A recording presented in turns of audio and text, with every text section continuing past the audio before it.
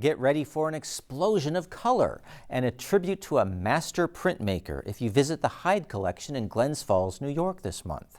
It's the latest stop for a touring exhibit organized by the Smithsonian Institution Traveling Exhibition Service. The show is a historical and artistic look at Robert Blackburn and modern American printmaking. Joining us now is the national curator of the show, Deborah Cullen. Hello, Deborah. Hi, very nice to meet you, Paul. Nice meeting you too. Robert Blackburn is credited with helping develop printmaking in the United States. What are some significant contributions he made to the art of printmaking? I would say Robert Blackburn did three things most importantly over decades. He advanced color lithography in the United States. Through his work, he sparked the so-called graphics boom of the 1960s. And I think he also should be credited with creating a just and inclusive workspace for artists of many, many cultures, colors, ages, and expertises. That's fascinating, and we're probably going to talk about that more in this interview. Robert Blackburn was born to Jamaican immigrants in 1920 and raised in Harlem, New York, during the Harlem Renaissance, an unparalleled flourishing of the arts. In your opinion, Deborah, what is special about this exhibition at the Hyde Collection? It's the first exhibition not only to look at a range of Bob's work over his lifetime, but also to put that work in the context of modern American printmaking. Yes, and in 1947, Blackburn founded, as you said, a printmaking workshop as a welcoming space where artists of any level could learn and create together, and it remains in operation to this day. And I understand this exhibition includes prints by artists with whom he collaborated. Why is including works by these other artists so important to this show? That's right. It's very important not only to see Bob's work, but also to see the people he learned from, whom he taught, whom he worked side by side with.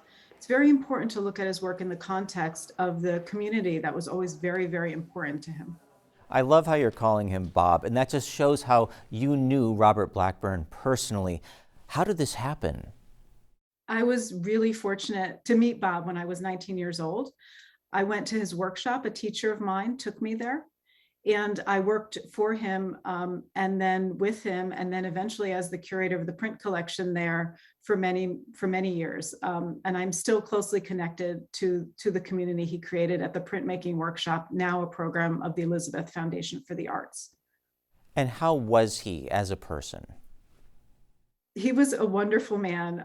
He is credited with getting many people who never wanted to make a print to make a print. He was incredibly welcoming and generous.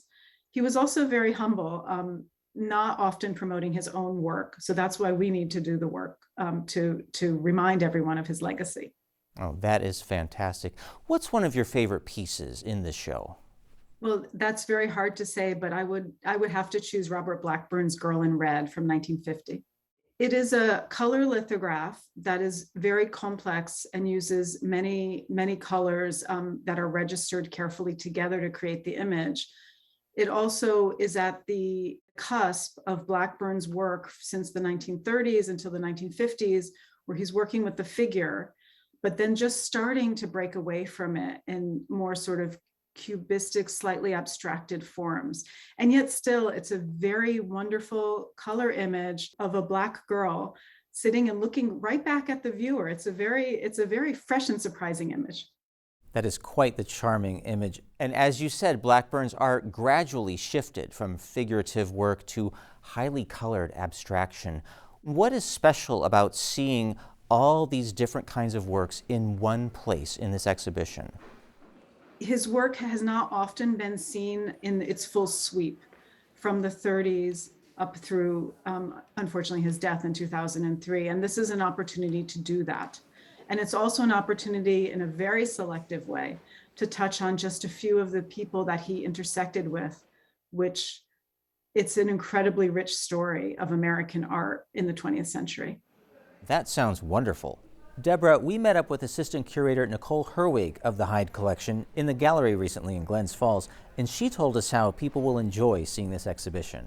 I think this exhibition would show several things to our audience. It would show the collaborative spirit of art making. It may open their eyes to look at abstract art a little differently and seeing the process of moving from images that are representational and how it moved into fully abstracted works by Blackburn, and really appreciating how the process really brings out rich colors and line and compositions, really good representation of the art form of printmaking. Well, Deborah, what makes 2022 a good year to celebrate the life and legacy of Robert Blackburn? It's wonderful insofar as we've just passed the centennial of the Harlem Renaissance, and Bob would have been 100. The Harlem Renaissance is generally considered to have started in 1920, or that was a high year of it, and Bob was born in 1920.